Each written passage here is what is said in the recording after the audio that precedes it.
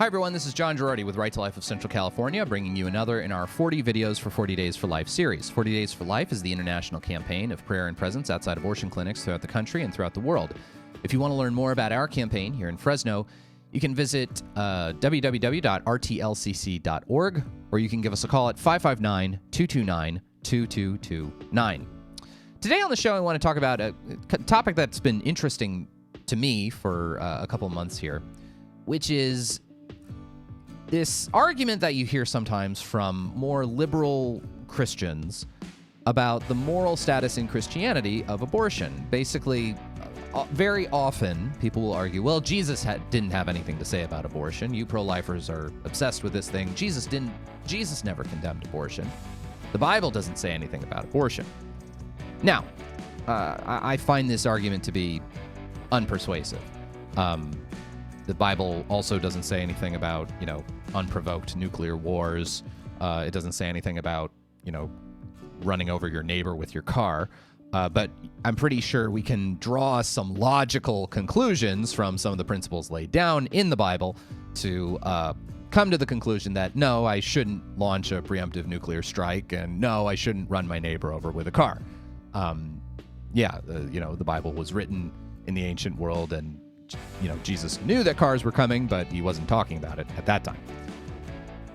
Beyond that, though, there are some arguments that abortion was actually condemned in Scripture almost explicitly. Certainly, there are a number of passages, particularly from the Old Testament, in which we can see an intimation that God knows the human person before the human person is born.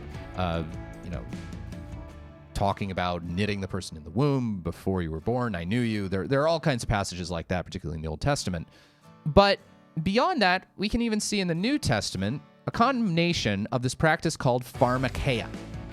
And that's the Greek word used, Pharmaca. And this word is used in St. Paul's epistle to the Galatians, as well as frequently in the book of Revelation.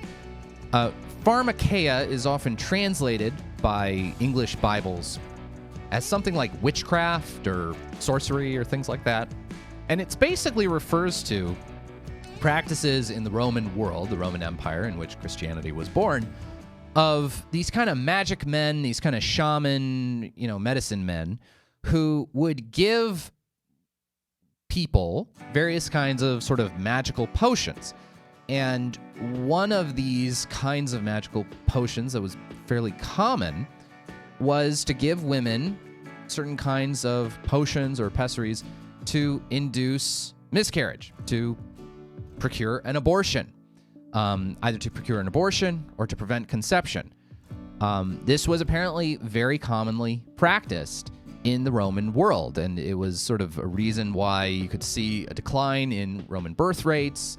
Obviously, there's tons of young child and infant mortality was going on in the Roman Empire, so this is hard to nail down totally. But you can see a big decline in Roman birth rates that was happening under the Emperor Augustus. So here you had, though, Christians in this Roman culture, their version of our culture, really. You had Christians in this culture counterculturally condemning Pharmaca, condemning this practice of prescribing these kinds of magic men shamanistic potions, many of which, again, were designed to be abortifacients.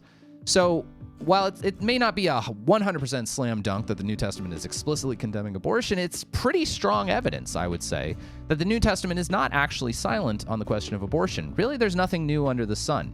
Christianity in the first century AD was as countercultural as, I think, lowercase o Orthodox Christianity is today when it comes to respecting and cherishing children and the dignity of all human life.